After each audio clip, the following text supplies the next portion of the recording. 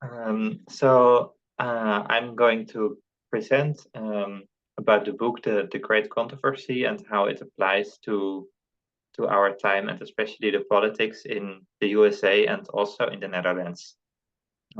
What's happening in our time. And before we do that, I would like to start with a prayer. Dear God in heaven, I want to thank you that you helped me to prepare this presentation, to put everything together, and I also want to thank you that we have this understanding, this light that you gave to us, to know how the prophecies that were given in the Bible and in books of Ellen White relate to our time today. And Lord, will you help me to give this presentation, to explain everything clearly, that it's maybe understandable for everyone. I pray this and ask this in Jesus' name. Amen. So we all know this book, The Great Controversy by Ellen G. White, what she wrote in the first time in 1888. Later it got some new versions came out. But we will focus on the prophecy of Revelation 13 about the beast from the earth and the beast from the sea, and also what Ellen White tells about that in this book.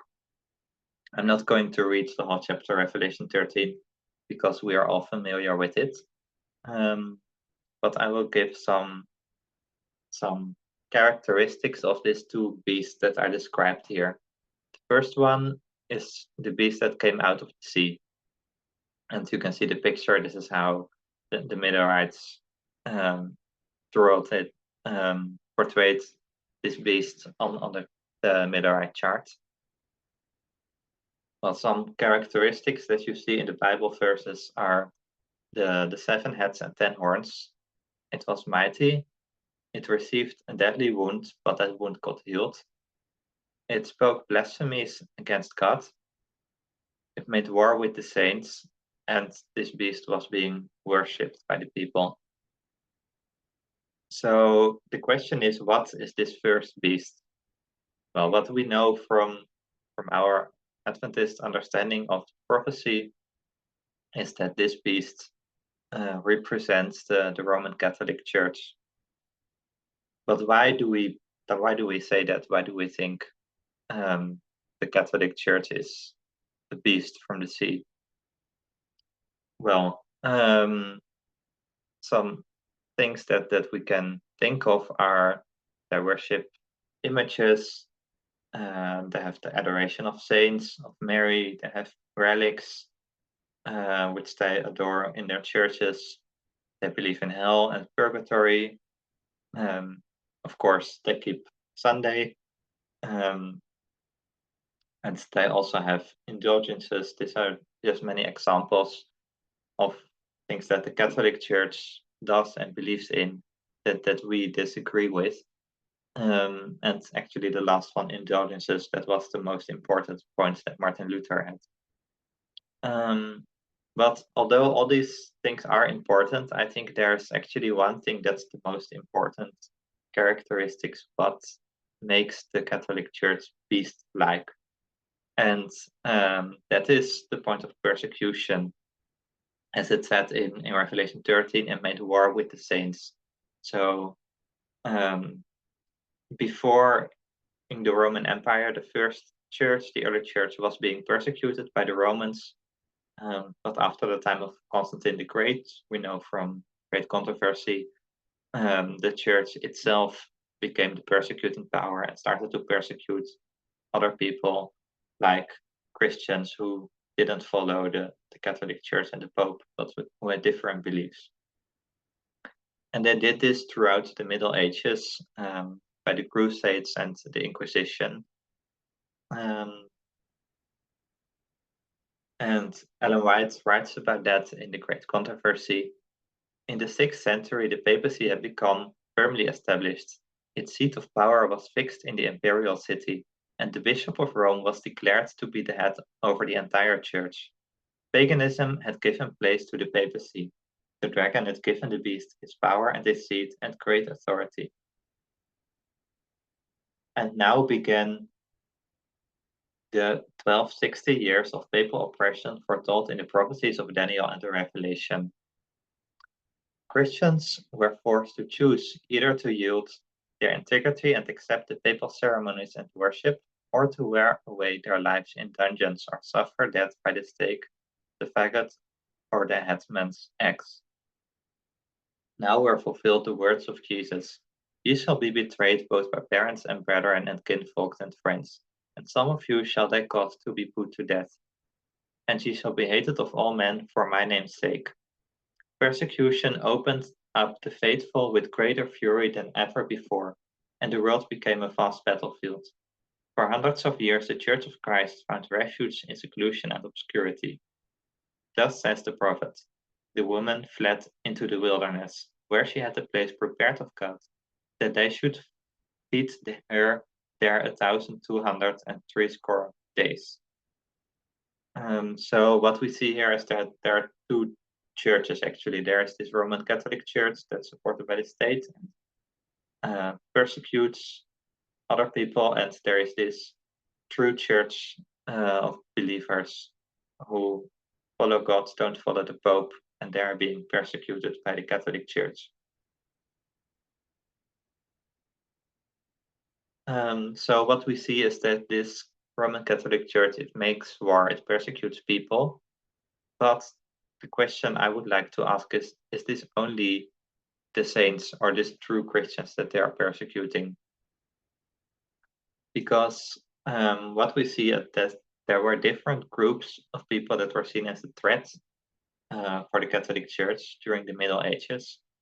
And well, some of these groups are one particularly that Ellen White speaks about in the Great Controversy are the Waldenses. And those people were already like a kind of like early Protestants.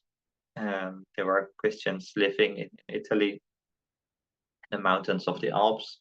And well, we see them as them representing the true Christians, the true believers. But they were persecuted by the Inquisition, and there was even a crusade against the Waldenses. So these are the saints being persecuted by the Catholic Church. But at the same time, we had another group called the Cathars, who were another group of Christians living in the south of France. They were also being persecuted by the Inquisition, and there was also a crusade against Cathars.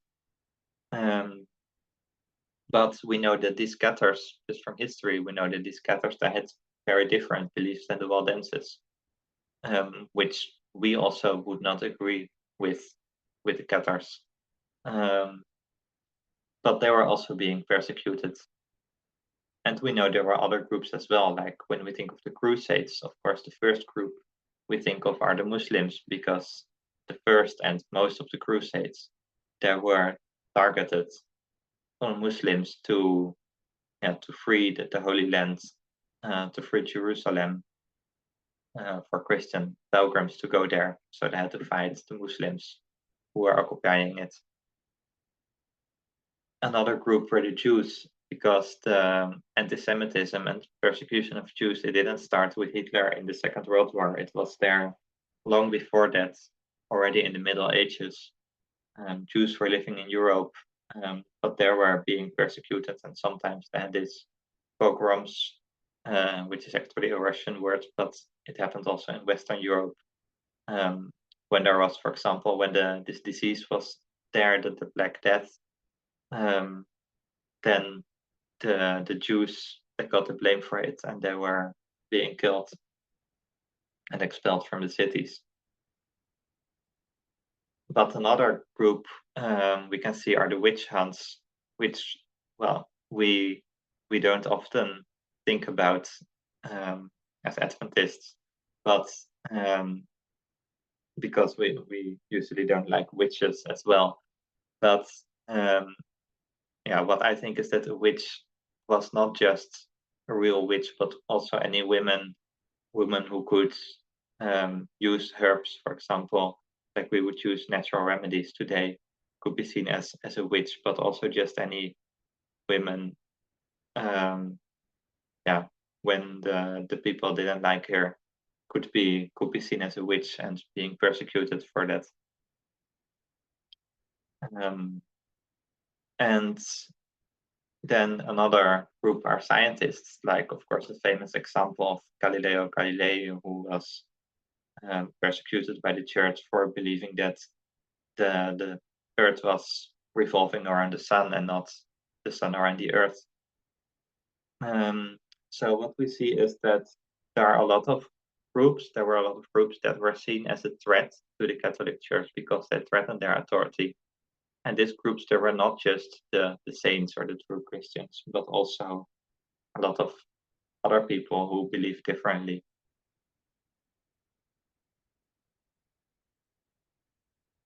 So we will continue now from the first beast and focus more on the second beast out of the earth.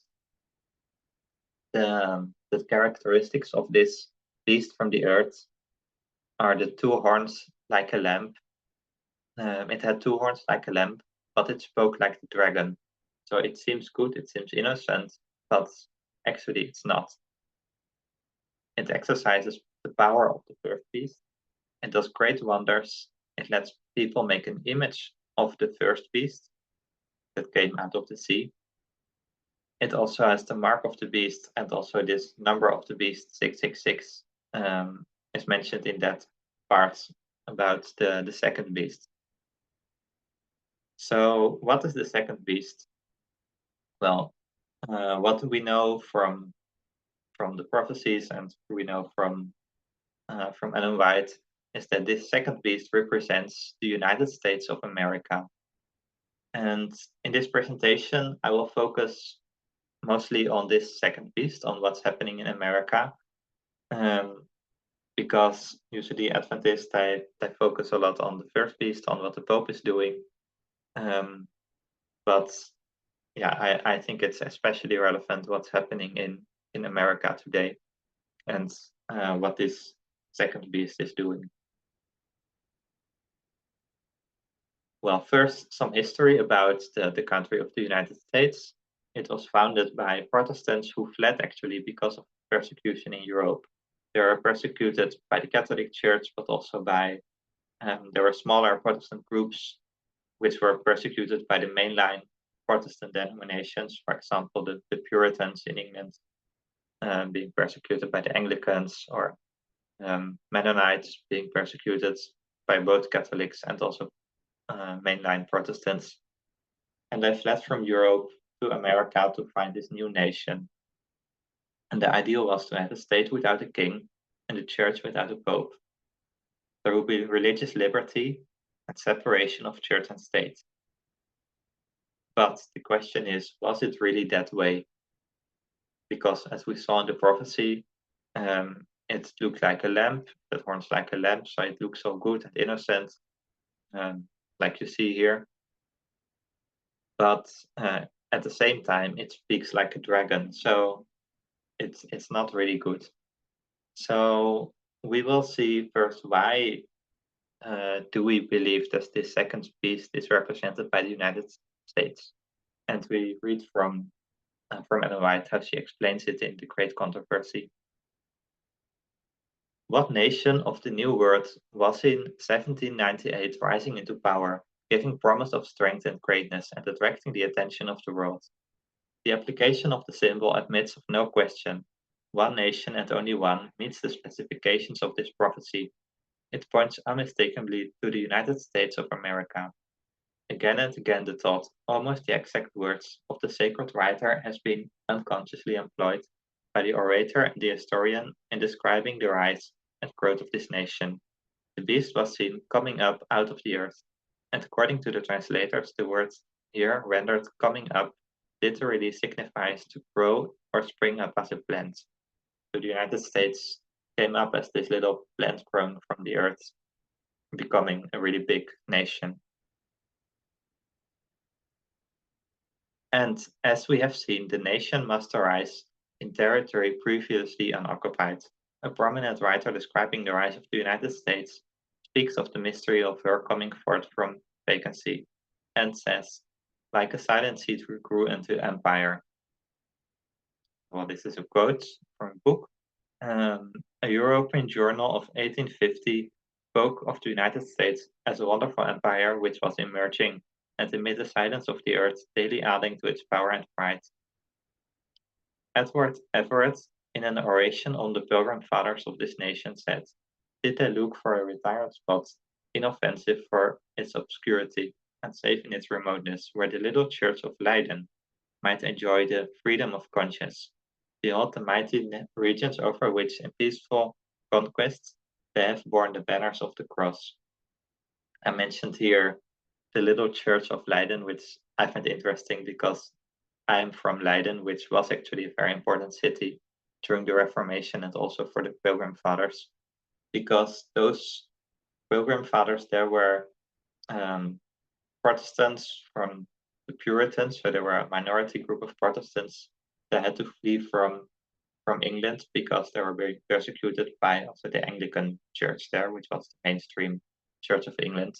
So they took a boat to the Netherlands and arrived in the city of Leiden, where they found refuge, and because there was more religious liberty in the Netherlands at the time.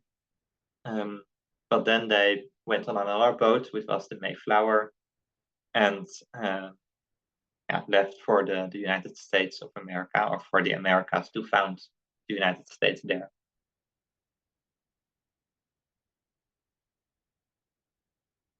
And White continues, and he had 2 horns like a lamp.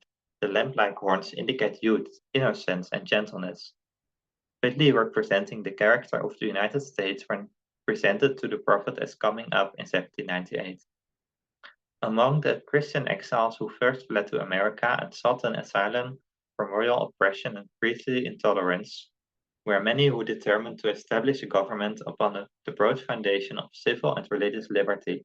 Their views found place in the Declaration of Independence, which sets forth the great truth that all men are created equal and endowed with an inalienable right to life, liberty, and pursuit of happiness.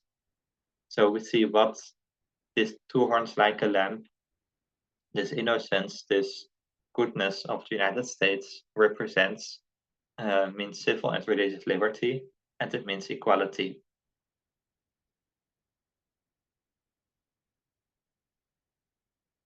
And the Constitution guarantees to the people the right of self-government, providing that representatives elected by the popular vote shall enact and administer the laws. Freedom of religious faith was also granted, every man being permitted to worship God according to the dictates of his conscience. Republicanism and Protestantism became the fundamental principles of the nation. These principles are the secret of its power and prosperity. The oppressed and downtrodden throughout Christendom have turned to this land with interest and hope. Millions have sought its shores, and the United States has risen to a place among the most powerful nations of the earth. But the beast with lamp-like horns spake as a dragon, and he exercised all the power of the first beast before him, and caused the earth and them which dwell therein to worship the first beast, whose deadly wound was healed, saying to them that dwell on the earth that they should make an image to the beast, which had the wound by a sword and did live. So we see how Ellen White is going to explain this verse now by the speaking of the dragon. The lamp-like horns and dragon voice of the symbol point to a striking contradiction between the professions and the practice of the nation thus represented. So we see here this striking contradiction. So what it says, what it professes, this religious liberty and equality, is not the same as what they practice, so what they do. The speaking of the nation is the action of its legislative and judicial authorities. By such action it will give the lie to those liberal and peaceful principles which it has put forth as the foundation of its policy. The prediction that it will speak as a dragon and exercise all the power of the first beast plainly foretells the development of the spirit of intolerance and persecution that was manifested by the nations represented by the dragon and the leopard-like beast. And the statement that the beast with 2 horns caused the earth and them which dwell therein to worship the first beast, indicates that the authority of this nation is to be exercised in enforcing some observance, which shall be an act of homage to the papacy. So what is happening here is that while they profess to have liberal and peaceful principles like freedom of religion, like equality, at the same time they don't practice it. They still have the spirit of intolerance and persecution, and by this they're paying homage to the papacy. They are repeating the same thing like the papacy and the Catholic Church did in the Middle Ages.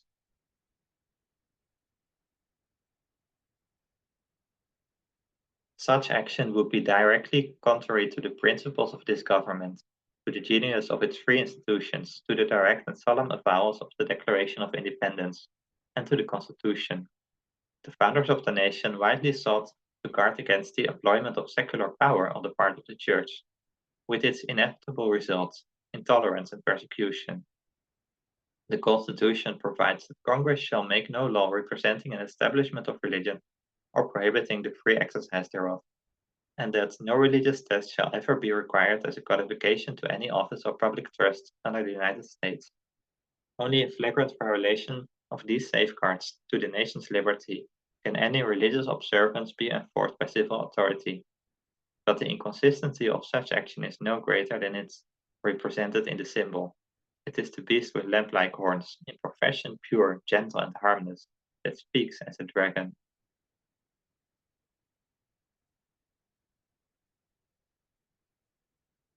So now we go a little bit backwards in the book, The Great Controversy, to learn something more about these Pilgrim Fathers, these founders of the United States.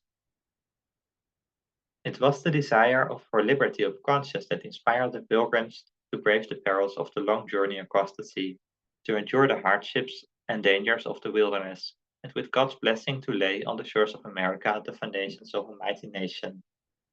Yet honest and God-fearing as they were, the Pilgrims did not yet comprehend the great principle of religious liberty. The freedom which they sacrificed so much to secure for themselves, they were not equally ready to grant it to others. Very few, even of the foremost thinkers and moralists of the 17th century, had any just conception of that grand principle, the outgrowth of the New Testament, which acknowledges God as the sole judge of human fate. So what we see here is, one thing I want to highlight is that we sometimes think of this prophecy like, okay, it's the United States was like a lamp, it had horns like a lamp, but it spoke like a dragon, like it was good from the beginning, but somewhere in the future it will speak like a dragon, and it will become this persecuting power. But that is actually not what the prophecy says, because it doesn't say that it will speak like a dragon, it says it spoke already like a dragon. So already from the beginning it was not completely good. And yeah, what we see here, that even these Pilgrim Fathers, they did not understand religious liberty completely, because they wanted to have this freedom, this religious freedom for themselves, but they didn't understand that they should also give religious freedom to other people who believe differently than them. And because of that, they became a persecuting power again. Let's continue. The doctrine that God has committed to the Church the right to control the conscience and to define and punish heresy is one of the most deeply rooted of papal errors. While the Reformers rejected the Creed of Rome, they were not entirely free from the spirit of intolerance. The dense darkness in which, through the long ages of her rule, popery had enveloped all Christendom, had not even yet been wholly dissipated, said one of the leading ministers of the colony of Massachusetts Bay. It was toleration that made the world anti-Christian, and the Church never took harm by the punishment of heretics. The regulation was adopted by the colonists that only church members should have a voice in the civil government. A kind of state church was formed, and the people being required to contribute to the support of the clergy, and the magistrates being authorized to suppress heresy. Thus the secular power was in the hands of the Church. It was not long before these measures led to be the inevitable result, persecution. So you see that even though they fled from Europe, from the persecution by the Catholic Church to found this new nation, they still had this spirit of the Catholic Church that they should punish heretics, so they should persecute other people who didn't believe or believed differently than them. But there was one man that did have the right understanding of religious liberty, and that man was called Roger Williams. And Ellen White writes about him a lot. 11 years after the planting of the first colony, Roger Williams came to the New World.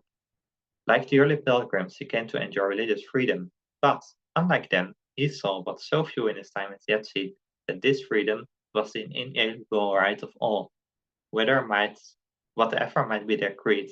So he understands that this religious freedom is not just for himself, but also for other people and for everyone. He laid there the foundation of the first state of modern times, that in the fullest sense recognized the right of religious freedom.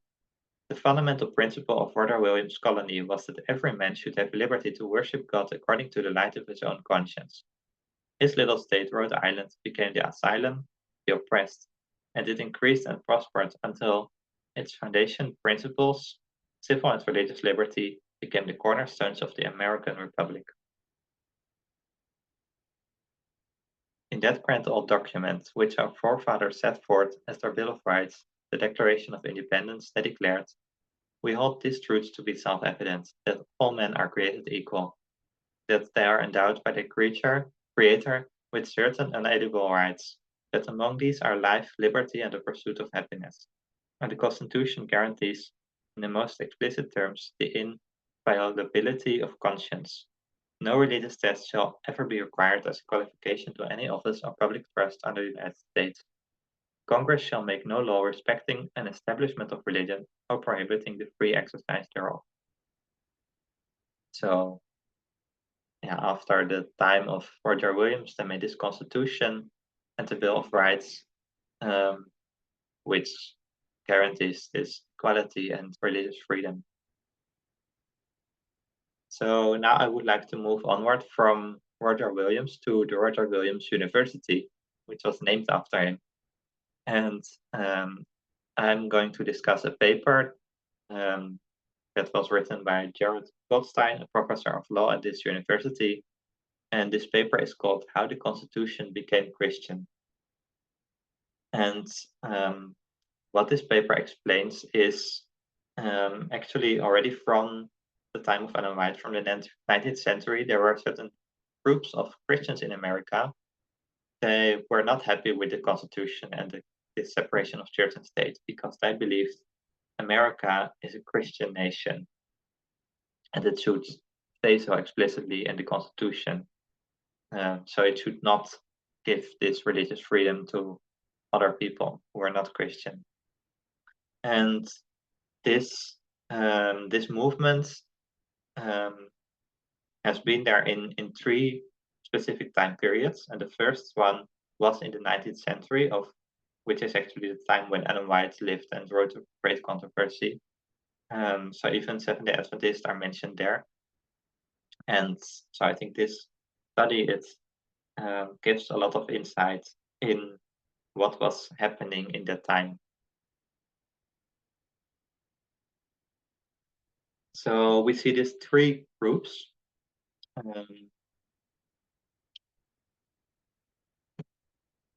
No, there's actually one group, one movement, which is Christian nationalism or the Christian right. And this is a group of American Christians who want America to be a Christian nation with a Christian constitution. And this movement has been there in 3 specific time periods. And the first one was the Christian Amendment movement, which was around 1863 to the 1900s, so in Ellen White's time. The second one was the Judeo-Christian nationalism in the time of President Eisenhower, the 1950s. And the third one is the constitutional nationalism of the new Christian right. which came from the 1970s and exists until now.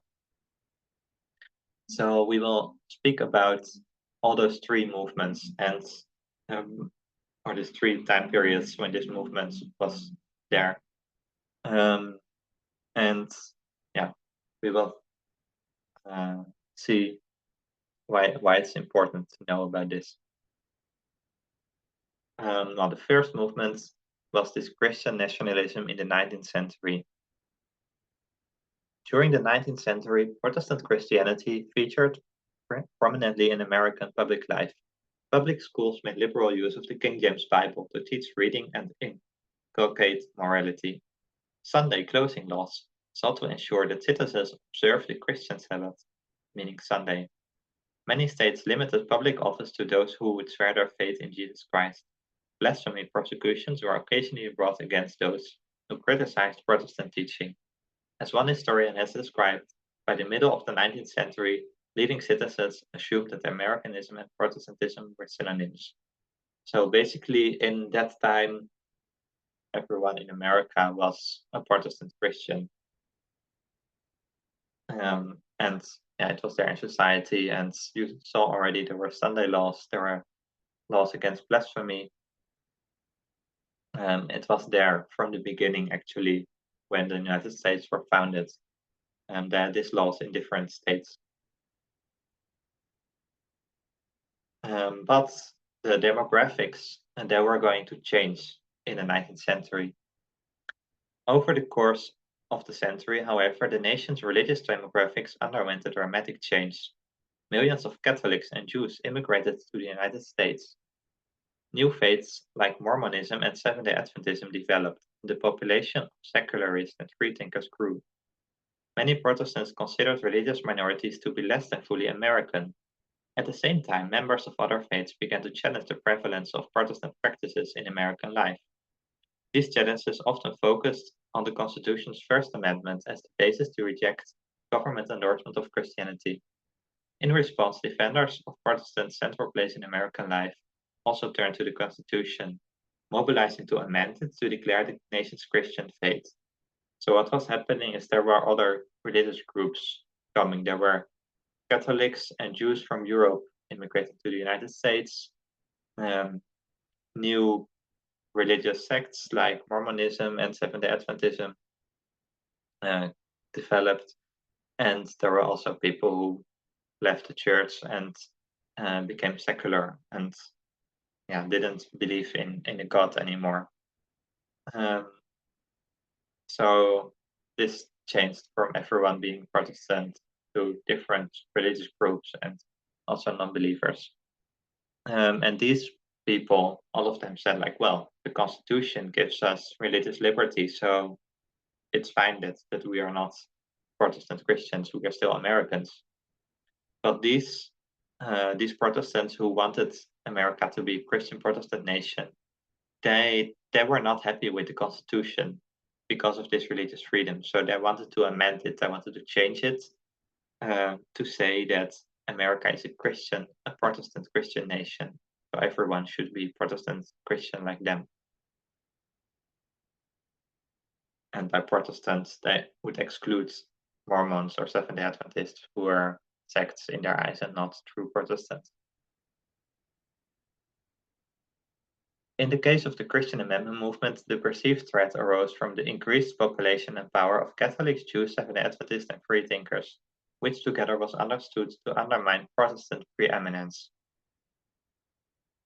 Proponents of the Christian Amendment believed that putting Christian devotion in the Constitution would protect the nation's true Christian nature, as they saw its national identity was bound to follow the Constitution. If the Constitution became Christian, the nation would stay Christian, but if the Constitution stayed godless, the people would become godless.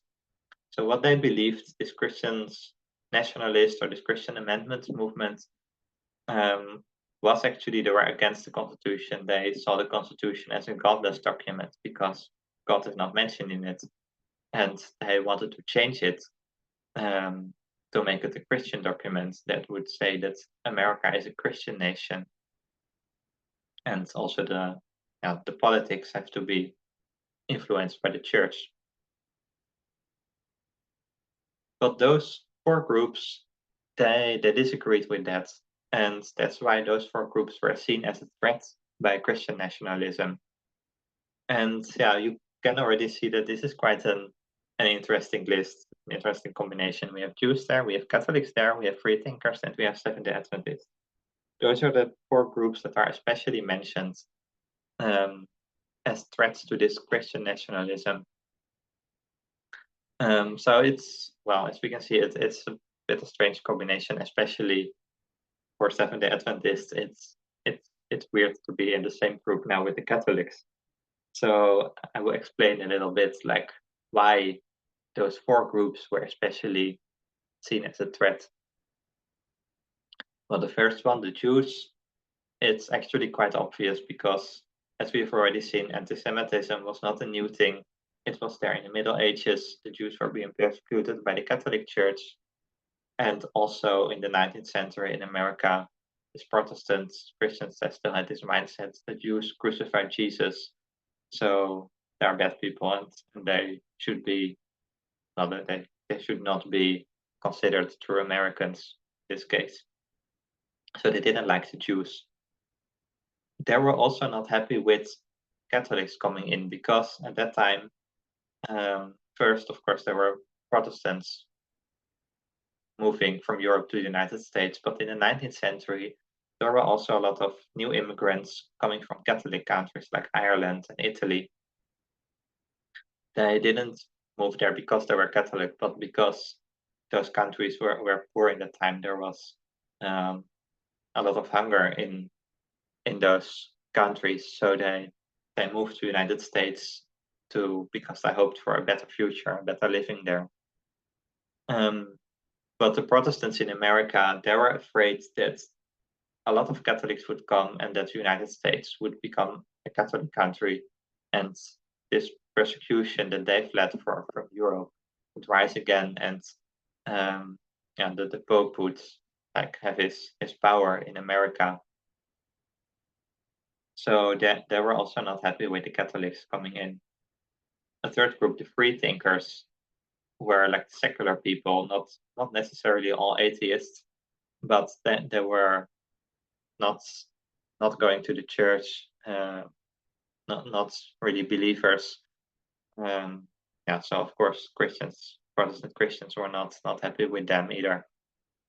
But the Seventh-day Adventists are an interesting group that are mentioned here, because we would think like this is just a small group. Why were they so important that they were seen as a threat by Christian nationalism?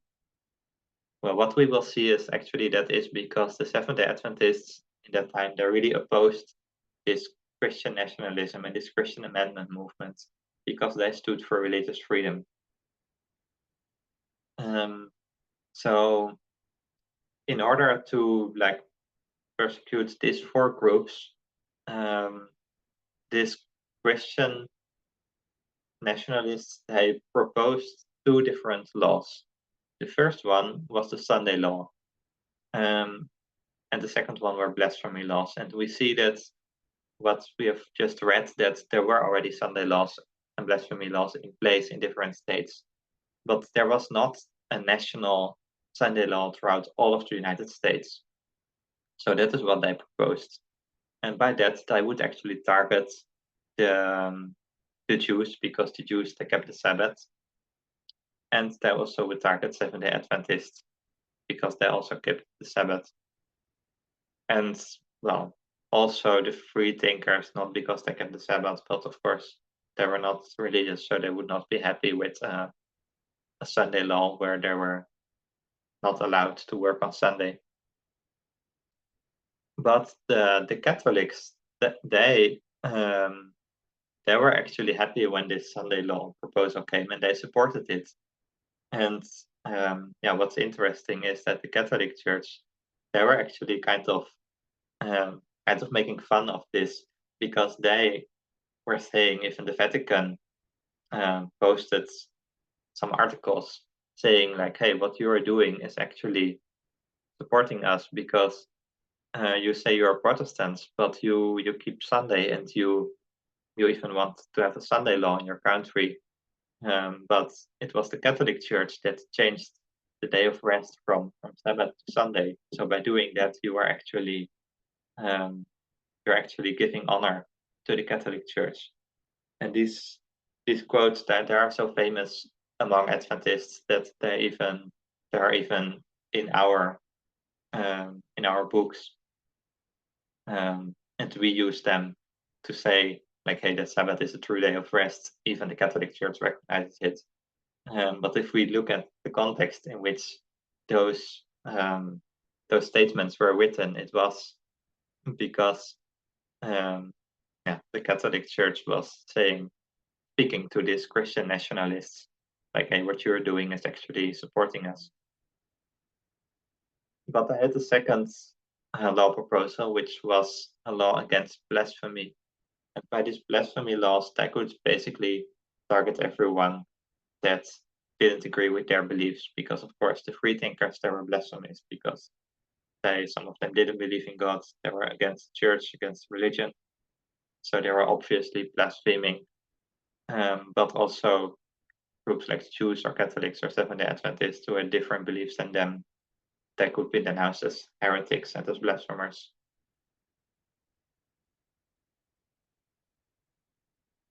So we continue to read. The leading opponents were Seventh-day Adventists, who had long been persecuted for observing Saturday as the Sabbath in violation of Sunday closing laws. In 1886, the Seventh-day Adventists launched the American Sentinel, a newspaper devoted principally to opposing the National Reform Association. So what you see here is that Seventh-day Adventists, they were not just one of these four groups, they were actually the leading opponents against this Christian Amendment movement. Because they wanted to keep the Sabbath and oppose the Sunday law. And they even created their own newspaper, the American Sentinel. And the sole purpose of this newspaper was to oppose the National Reform Association, which was one of the organizations of this Christian Amendment movement that wanted to make the Constitution Christian. So Seventh-day Adventists launched this whole newspaper just to write articles against it and to speak for freedom of religion, separation of church and state. So Seventh-day Adventists were against the Christian Amendment movement. Opponents of the amendments, Seventh-day Adventists, Jews and freethinkers, presented a very different conception of American identity. We do not believe that this is a Christian nation, declared the Seventh-day Adventist newspaper, the American Sentinel, and no amendment to our national constitution will make it such. So even though Seventh-day Adventists, of course, we are Christian, but they didn't want America to be only a Christian nation. Although the majority of Americans may have been Christian, that fact did not make the United States a Christian nation. And if the nation could not be said to be truly Christian, a constitutional declaration of national faith would therefore be false. Opponents also feared that the Christian amendment would make non-Christians second-class citizens. As the American Sentinel put it, the amendment would have the effect of asserting that the Jewish and unbelieving portion of our people are not of right part of the people. The amendment thus conflicting with principles of equality. The Israelite, the Mohammedan, or the Buddhist has an equal right to preach if he can, to make converts to his faith. So what you see is these Seventh-day Adventists, in this time they had a true understanding of religious freedom. They didn't advocate only for their own freedom to keep the Sabbath, but they also wanted this freedom for people who believe differently, for Jews, for Muslims, for Buddhists, for non-believers. So this freedom was not only for themselves, but also for others. Well, a very important author of this magazine, the American Sentinel, was our pioneer Alonzo T. Jones. And in the year of 1888, there was this law proposal to propose a national Sunday law. And in that year, A.T. Jones went to the Senate to oppose this Sunday law proposal. And he wrote a book about that called The National Sunday Law. And this book is actually a description It's just like the notes of the discussion he had with Senator Blair, who was the senator in favor of the Sunday law. So it's just a lot of arguing going on, where you see A.T. Jones speaking, Senator Blair speaking, and they're discussing. And sometimes other people make their points as well. So what A.T. Jones said in the Senate, according to his own book, was, "We are Seventh-day Adventists, but if this bill were in favor of enforcing the observance of the seventh day as the Lord's Day, we would oppose it just as much as we oppose it now. For the reason that civil government has nothing to do with what we owe to God." So what he is saying, that even if the proposal would be a Sabbath law to make it required that everyone keeps the Sabbath, he would also be against it, even though the Sabbath is a true day of worship, the Bible. But it would not be good to require everyone to keep the Sabbath, because everyone should have religious freedom. Well, Senator Blair asked him, "Is the Speaker also opposed to all laws against blasphemy?" Because that was the other law proposal. And A.T. Jones answered, "Yes, sir, but not because blasphemy is not wrong, but because civil government cannot define blasphemy nor punish it. Blasphemy pertains to God. It is an offense against him. It is a sin against him." So A.T. Jones also opposed these blasphemy laws, even though, of course, blasphemy is wrong, and we don't want people to curse God. But we don't want the state to be involved in that. So what we saw was, in the 19th century, there was this Christian nationalist movement that wanted to amend the constitution, and there were those four groups that were opposed to it. They were seen as a threat, and they wanted to target these four groups by the Sunday law and blasphemy law. But in the 1950s, this same movement of Christian nationalism, it rises again. But in that time, the threat groups, they changed. They were not the same anymore. They are not anymore afraid of the Jews, the Catholics, the freethinkers, or the Seventh-day Adventists. Now the main group that they're very afraid of were the communists and atheists.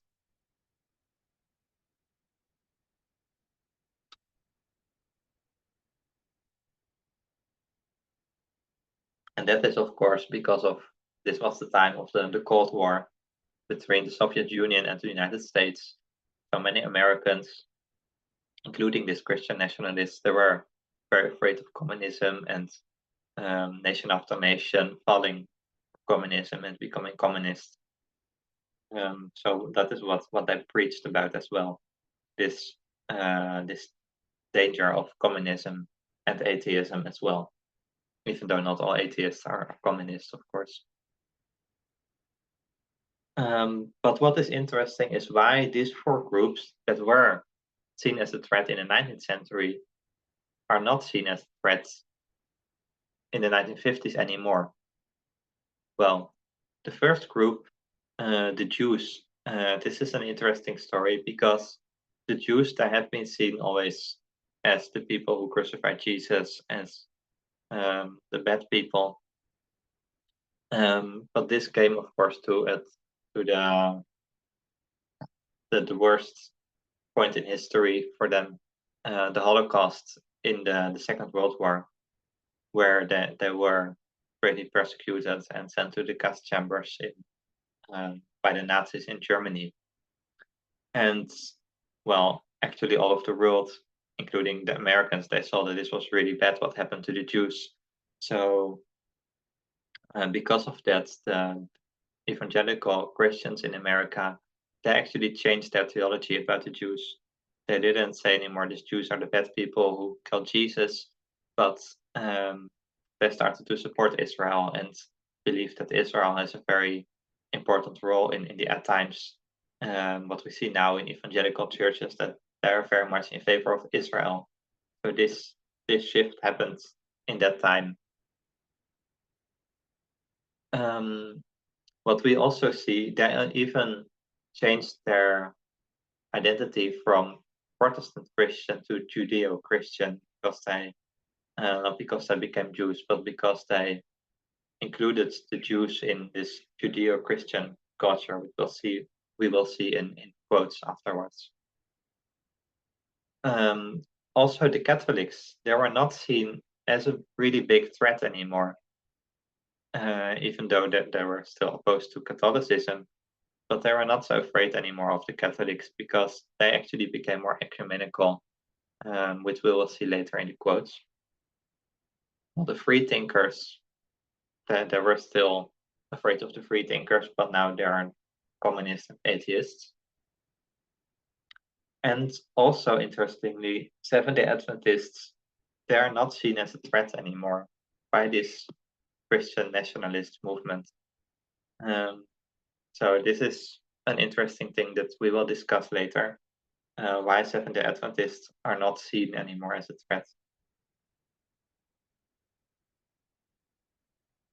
So we continue to read from the documents about Judeo-Christian nationalism in the 1950s. While Christian nationalism of the kind advanced by the Christian Amendment movement in the 19th century became increasingly marginalized in the first half of the 20th century, a new, more ecumenical movement took its place, a movement that valorized the nation's Judeo-Christian heritage, rather than specifically Christian or Protestant heritage. So first I wanted America to be a Protestant nation, and now they are Judeo-Christian, they're more ecumenical, they include the Catholics, they include the Jews even. Judeo-Christian nationalism reached its apogee during the Eisenhower era, a time of unprecedented public declarations of religious faith.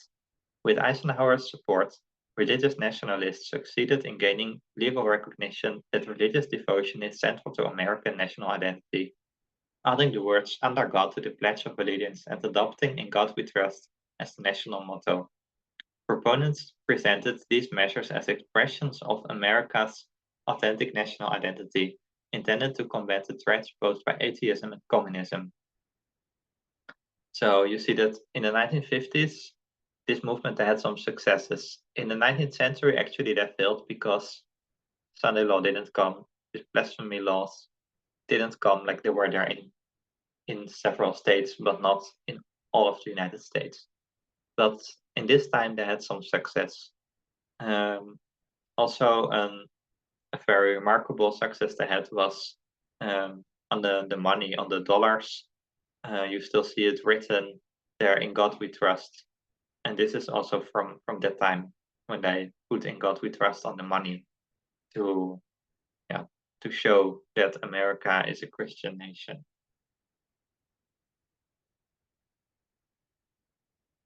Judeo-Christian nationalism of the mid-20th century followed the same pattern as the Christian Amendment movement. Like the Christian Amendment movement, Judeo-Christian nationalism arose in response to perceived group threats. In this case, the threats that many religious Americans perceived from communism abroad and at home.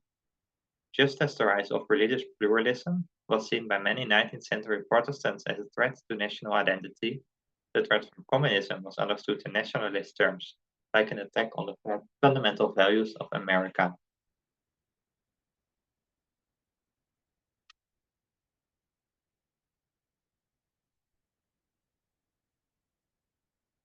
So you see again, in the 19th century, they were very afraid of different religious groups like Jews, Catholics, and Adventists. But in this time, they're mostly afraid of communism. Reverend George Dougherty, pastor of the New York Avenue Presbyterian Church, delivered a sermon attended by President Eisenhower entitled "Under God." Dougherty began the sermon by trying to define the American way of life. The American way of life, Dougherty declared, means going to the ball game and eating popcorn and drinking Coca-Cola and rooting for the Senators. But he concluded, "It's deeper than that." What was missing, Dougherty preached, was an expression of religious devotion, a declaration that the nation's values and liberties come from God. So, what we see here again, well, is that the threat now is communism and atheism. So they want to make sure that the Constitution and the Declaration of Independence, all those important documents in America, they have the word God in it to make sure that America is a nation that believes in God and it will not become an atheist nation and obviously not a communist nation. Another very important pastor in that time was Billy Graham. We all know him as this great evangelist, Billy Graham, but he was also part of this Christian nationalism, and he didn't just preach the gospel, he also preached a lot against communism. Actually, the main three topics that he preached about were God, country, and capitalism. So he preached about God, of course, and about Jesus, which is good. But he also preached about country, which is nationalism, and capitalism, because he was a capitalist and was opposed to communism. So he's not in the presentation, but he was a very important figure in that time. And also we know that he had a lot of political influence. He was friends with most of the presidents during his life. So now this was the first and second time period of this Christian nationalism. And now we move on to the third time period, which is more in our time. And this group is called the New Christian Right. Beginning in the late 1970s, a new wave of Christian nationalism came to national prominence, a movement often referred to as the New Christian Right. This New Christian Right is a somewhat loose term for a group of evangelical fundamentalist and Pentecostal Christians, associated most prominently with Jerry Falwell, Pat Robertson, and James Dobson, and their organizations, the Moral Majority, the Christian Coalition, and Focus on the Family. These groups helped mobilize conservative Christians as an organized force in American politics, inveighing against abortion, feminism, gay rights, pornography, and rock and roll music. So here are these three leaders of the Christian right. Jerry Falwell with his organization, the Moral Majority, Pat Robertson with the Christian Coalition. We have James Dobson, the head of Focus on the Family. Actually, Jerry Falwell and Pat Robertson, both of them, they passed away already, but James Dobson is still alive and still active in his organization. In contrast to the leaders of the Christian Amendment movement, who read the Constitution as a godless document out of sync with the nation's Christian identity, leaders of the New Christian Right understood the Constitution to be a quintessentially Christian document, intended to govern a Christian nation. Rather than demanding the Constitution be amended to protect the nation's Christian identity, the New Christian Right campaigned to interpret the Constitution to protect the nation's Christian identity.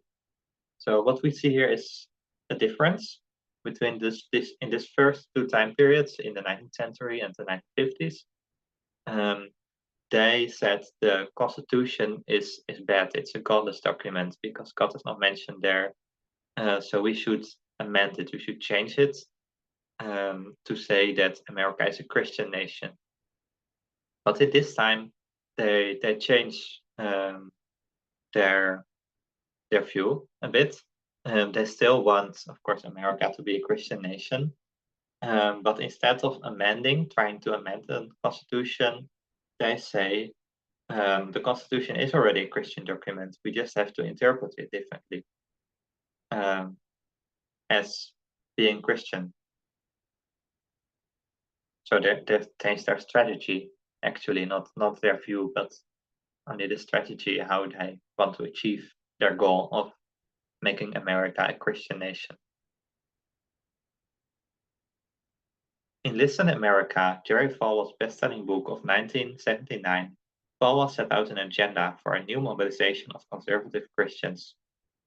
Falwell saw evidence all around that Christianity was under attack. He saw it in the Supreme Court's school prayer cases. He also saw it in Roe v. Wade and the acceptance of abortion, homosexuality, pornography, drugs, and rock and roll music.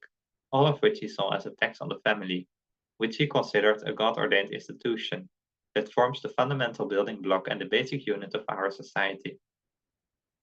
He saw an attack on Christianity in the movement to adopt the Equal Rights Amendment and in the feminist movement, as a result of which nearly every occupation has been invaded by women, and many women have never accepted their God-given roles. So we see that 𝗃𝗏𝗴𝗲𝗿, he is seeing a lot of threats here to his ideal of a Christian society. And Pat Roberts from Christians Coalition warned, "Danger, Christian Americans are under siege. School children are being threatened and adults jailed for the peaceful practice of God-given rights. It is time to say enough, time to regain a voice in government and raise a righteous standard." So they want Christians to influence the government again.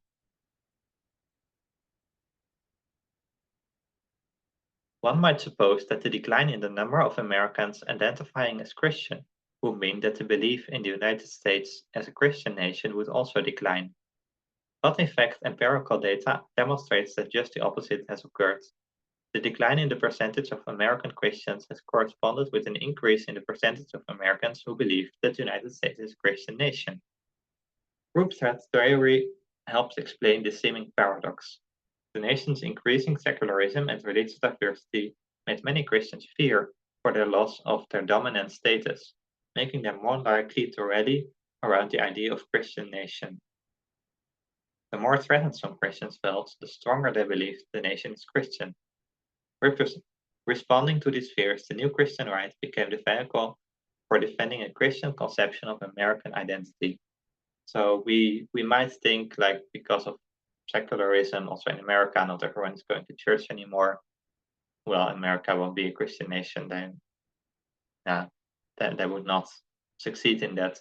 But actually, this Christian nationalism, it's even getting stronger because they want to make America Christian again. So we saw this Christian nationalism and its threats to groups they see as a threat to the Christian identity of America. In the 19th century, these were the Jews, Catholics, freethinkers, and Seventh-day Adventists. In the 1950s, the communists and the atheists. And in the 1970s, it becomes secular humanism as a whole, but specifically feminism, abortion, LGBT plus people, and also immigrants. Immigrants were not mentioned in the quotes here, but they're another important group that Christian nationalists are against, and they are afraid of immigrants. So you see that every time their goal, their vision is the same, to make America a Christian nation according to what they see as Christian. But the groups that they see as the threats, they are different in each time period. And now we move on to our recent time. This picture was from 2016, so not that recent anymore, but you see here that President or former President Donald Trump is being blessed by many prominent evangelical Christian leaders. They support him, they pray for him. So why do they support this president?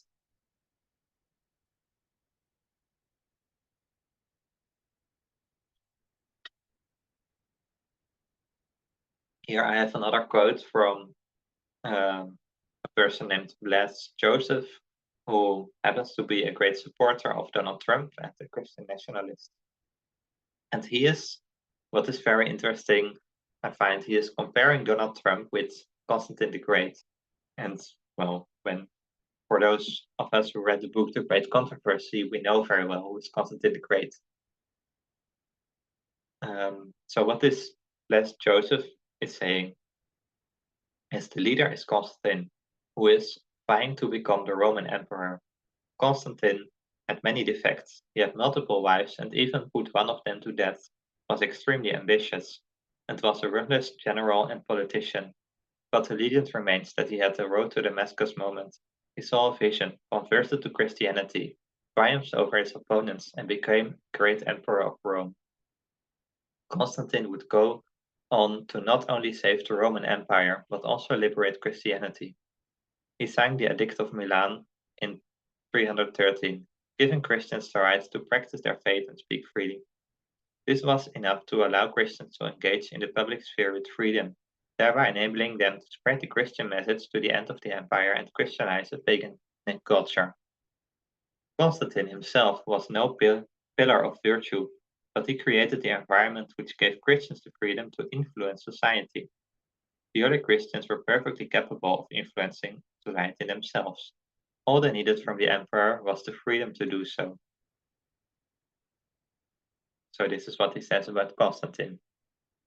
Now, what he says about Trump. Fast forward to 2016, and we can see many obvious similarities. Western society has many problems.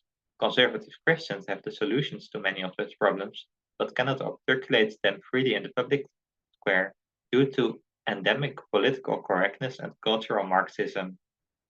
Conservatives do not lack will, good arguments, or articulate defenders. What they lack is the freedom to speak bluntly about social issues without being shouted down by the vindicative hordes of secular progressivism for offending particular groups of people. Donald Trump is the only person who can give us that freedom. Like Constantine, Trump is an imperfect human and a flawed leader. But just as Constantine is now widely referred to as Constantine the Great for his achievements as Roman Emperor and giving freedom to Christians, is it possible that one day Trump may be remembered as the man who made America great again and referred by Christians as Trump the Great? Well, he's saying a lot of opinions here. But what we know, I would like to go back to the Constantine the Great first, because what we know from the book The Great Controversy is Ellen White's view of Constantine was very different than what this man is saying. Because this man, he is praising Constantine, he's saying, well, he was not a perfect person, he had multiple lives, etc.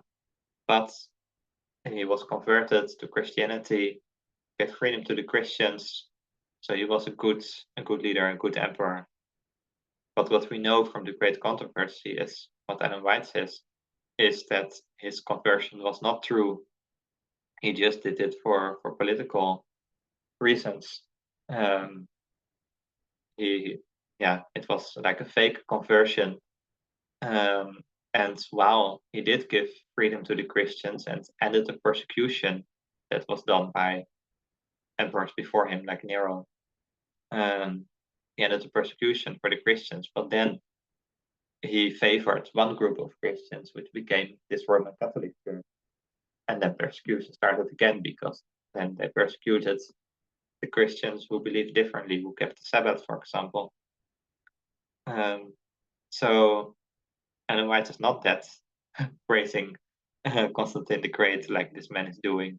And the same we see with Donald Trump. Like, he is praising Donald Trump for being the new Constantine, but we know Constantine was not good news. So the same way, Donald Trump is not good news for us. It's not a good president. So this was all a lot about America and what is happening there and in American politics. But, well, I live, and some of you live in the Netherlands. So yeah, we may think like, well, this is all happening in America. This Americans are just some crazy people.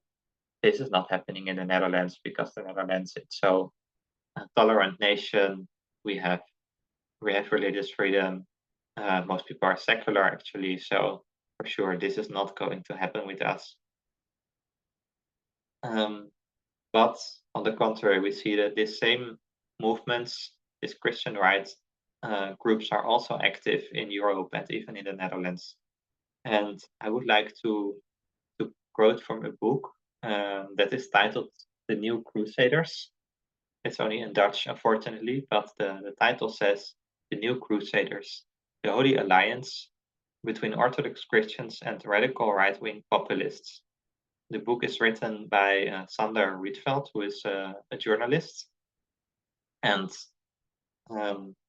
Well, what I want to say from before is that when you read this book, you may think like this is some anti-Christian book because 𝘃𝗏𝗏𝗏𝗏 has a lot of criticism on well-known Christian leaders and Christian organizations.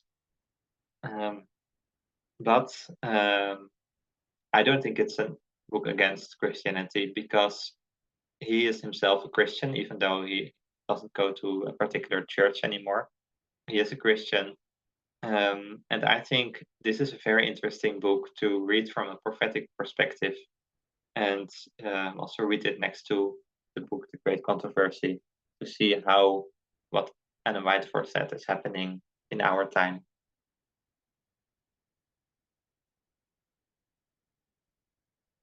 So this is just the back cover from the book.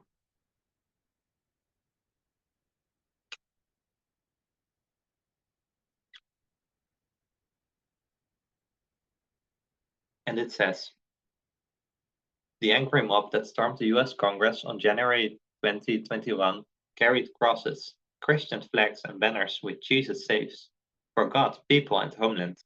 In a strange way, Christianity seems to have become intertwined with radical right-wing ideals. Right-wing populists flirt ostentatiously with faith. 𝘃𝗶𝗱𝗲𝗏𝗏, who is a right-wing politician in the Netherlands, speaks of our fantastic religion, even though he's not a Christian. At the same time, some conservative Christians feel attracted to the ideals of soil and blood. Christian parties are adopting right-wing populist rhetoric and positions. Why is that?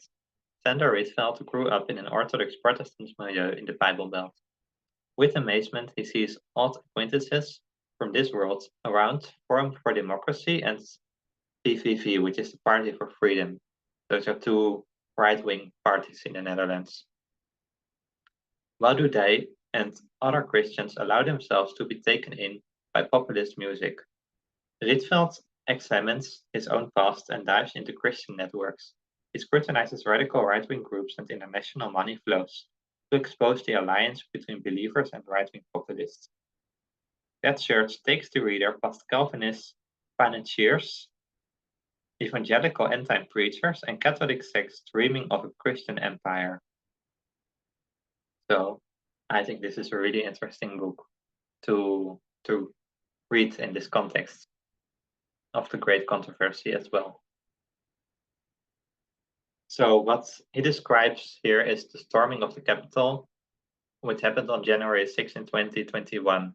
This was when Trump lost the election from Joe Biden.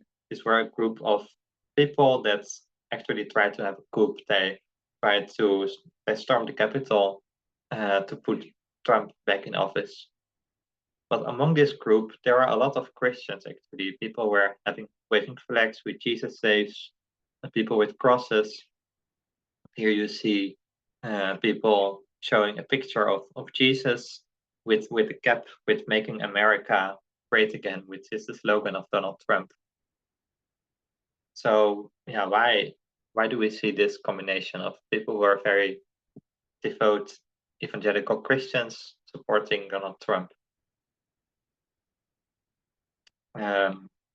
It doesn't explain in the next quote, but we have already seen from the quote before that they see Trump, even though he's not a Christian, he's not a moral person, they see him as the new Constantine the Great, who is going to support them, or who is supporting them. But this is all in America, and now I want to show that the same is actually there in the Netherlands. And I read from this book by Sander Rietveld about the blessing of Geert Wilders, who is a right-wing populist politician of the Party for Freedom. And he actually won the last elections.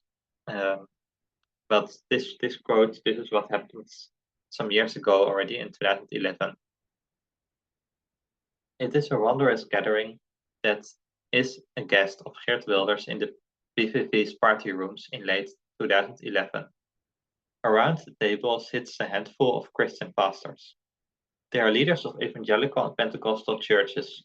One of the guests is 𝗃𝗏𝗏𝗏𝗏, a well-known faith healer who draws full houses with his spectacular services, in which the sick and disabled are said to be healed. What is he doing at the PVV? When asked, 𝘃𝗶𝗃𝗲 said he had been invited for a mutually exploratory introductory interview, as political parties more often invite social representatives to find out what is going on in the Netherlands. The faith leader makes no announcements about the content of the conversation with Geert Wilders, given the private nature of the meeting. Wilders' party also declined any comment. What was discussed at the PVV offices must remain secret.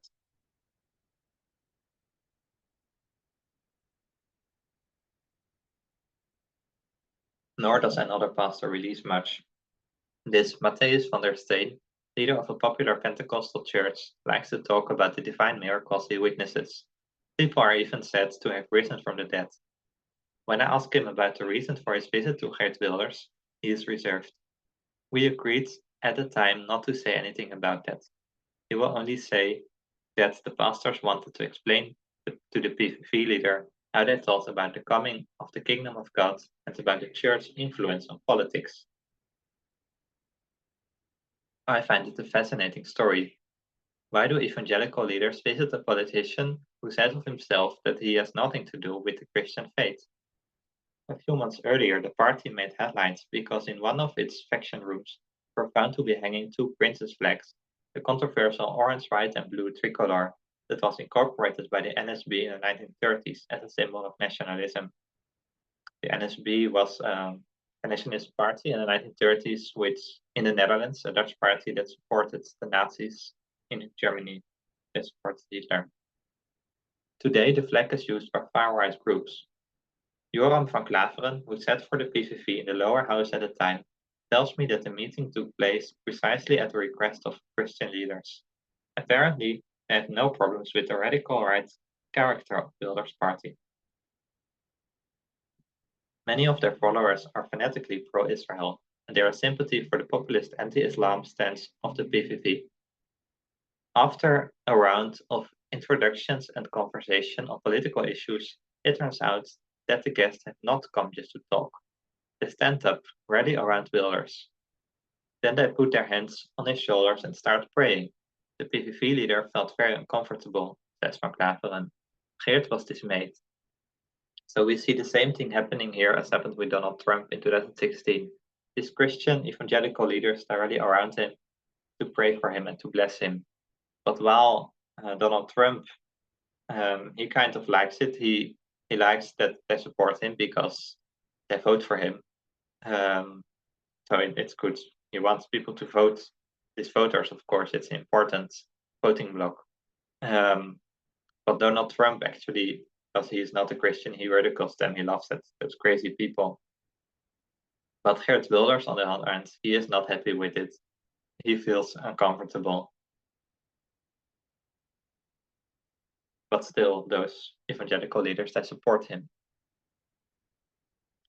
So we talk now a lot about Protestantism in America, evangelicals in America and the Netherlands as well. But is there still a role for the Catholic Church for this first beast in Revelation 13?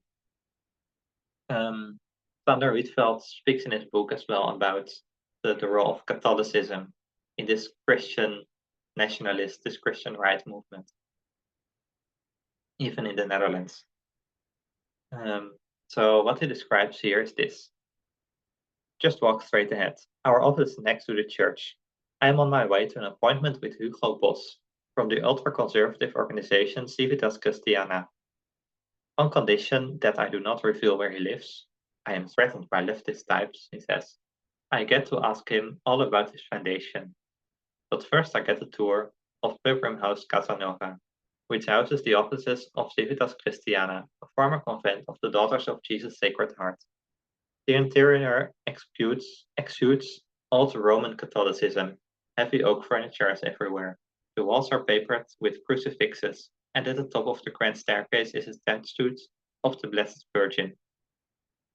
The place smells like the 1950s. As we enter the chapel, Boss kneels while striking a cross. He is all about Roman devotion, but he does not like the current Pope much. Francis is our spiritual father, but your father can be a bad man you oppose. He takes a very left-wing course, says heretical things. So what we see here is interesting, that this man, this 𝘂𝗶𝗴𝗲𝗲, he's a very devout Catholic, but he is actually, we have an expression in Dutch that he is more Romish than the Pope. He finds the Pope too left-wing, too progressive.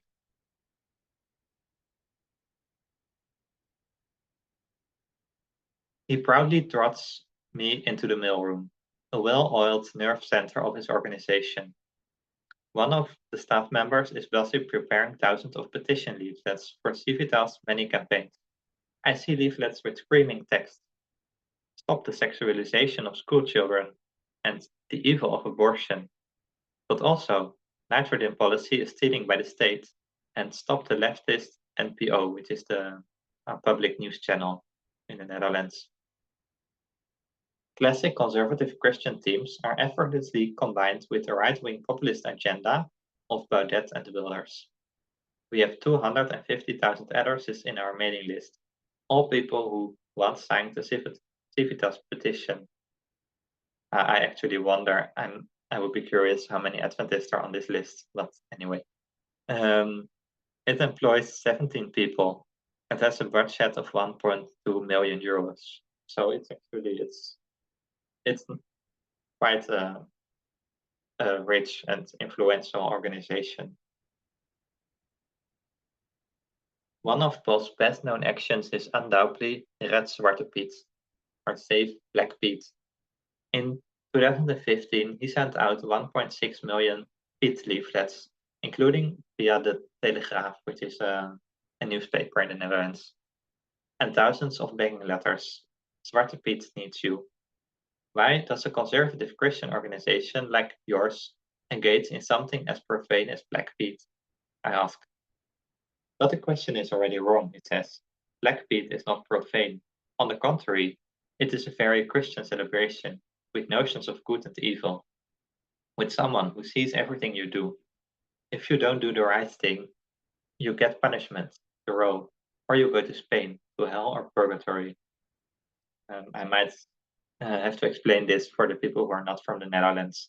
In the Netherlands, we have a celebration of Saint Nicolaas, which is a Catholic saint, but it's a very big thing in the Netherlands, especially for children. And this saint is portrayed as Saint Nicolaas as being an old man with a beard and this kind of hat like the bishop has. But he has black people who help him, and they are called Black Petes. So a lot of black people, I mean real black people in the Netherlands, they are not happy with this celebration because it's racism, because it's white people putting black cream on their face to appear as black people, and it's actually a representation of slavery, of the old white man having black slaves as his helpers. So there is a lot of discussion about this Black Pete. But what you see here is this Catholic man, 𝘂𝗶𝗏𝗏𝗏, is a very big supporter of Black Pete, because it teaches children, and Santa Claus, because it teaches children. In the story, Santa Claus comes from Spain, which is actually not true, but this is the story they tell to the children. And if you behave well as a child, you get presents. If you behave badly, he takes you in his sack to Spain. And he says this is very good education for children, because it is like God judging over us and sending you to heaven or to hell or purgatory. So it's very Catholic ideas. It's a Catholic saint, of course.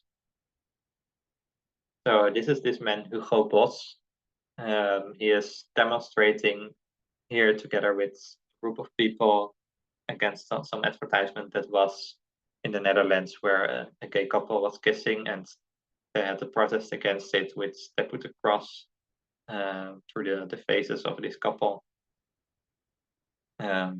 to protest against homosexuality in this case. But this is just one of the issues they protest, as we have seen. So I read again from the book by Sander Rietveld called The New Crusaders. And here on the pictures you see a picture of one of the crusades in the Middle Ages, where you see the soldiers with the cross. And on the picture below, you see again this storming of the Capitol on January 6, 2021, where people were holding the cross and seeing themselves as new crusaders fighting for a Christian America. So we read from the book. On a Tuesday in November 1095, a crowd just outside the French city of Clermont listened to a blazing speech by Pope Urban II. He spoke of the Christians in the East, who suffered horrific persecution and exploitation by Islamic rulers. The Pope outlined the injustice done to Christian believers by Muslims in the bloodiest detail. Moreover, he argued, the holy city of Jerusalem, the center of the Christian religion, was also occupied by Islam. This terrible situation has to end, Urban said, and so he called on his listeners and all other Catholics to take up arms and march on the holy city. They had to avenge the oppression of their brothers in the East and recapture Jerusalem. Deus vult, God willing. What followed was a massive operation. Some 100,000 people responded to the battle cry of the church prince, which is the Pope. It was to leave a lasting mark on the relationship between Christians and Muslims. Between the year 1000 and 1300, Christian Europe and the Islamic world turned into sworn adversaries. Muslims were henceforth depicted as brutal sadists and the natural enemies of Christians.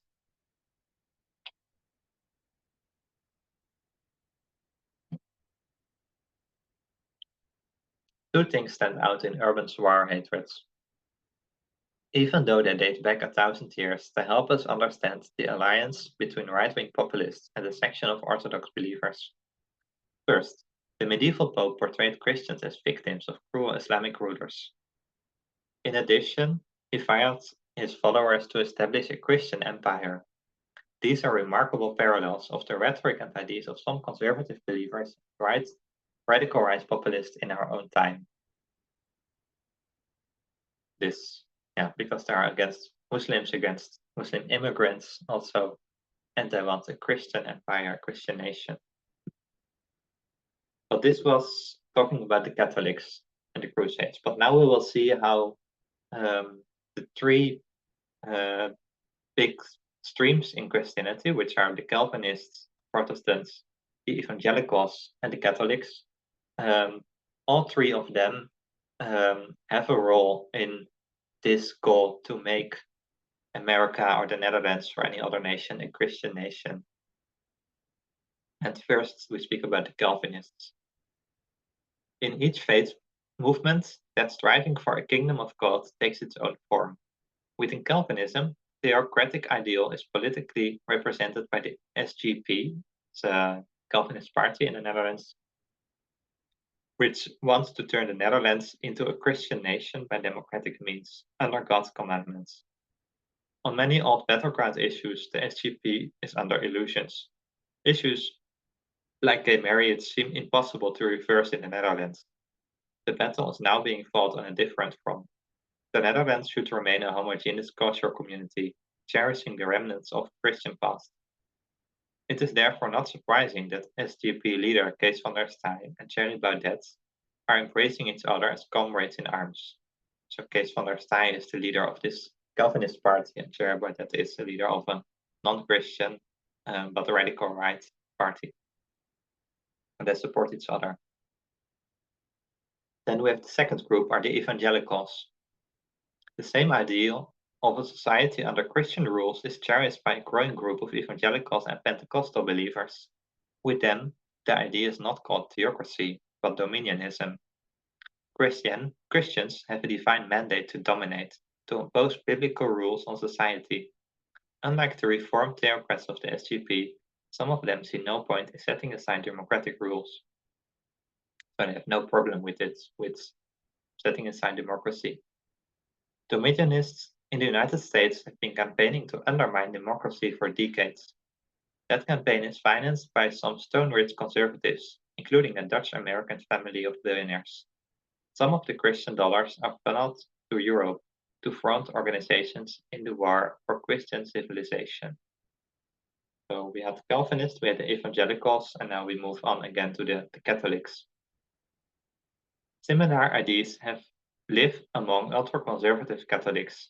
Sectarian groups like Tradition, Family, and Property, with an aggressive past in Latin America, pursue visions of a medieval society under the authority of the Pope. Some of these Catholic theocrats are joining hands with radical right-wing parties. After all, they have the same goal, to turn Europe into a Christian bastion. The remarkable thing is that religious movements that used to dislike each other, think of the high-flown disputes between Protestants and Catholics, are actually joining forces today in organizations like the World Congress Families and Agenda Europe.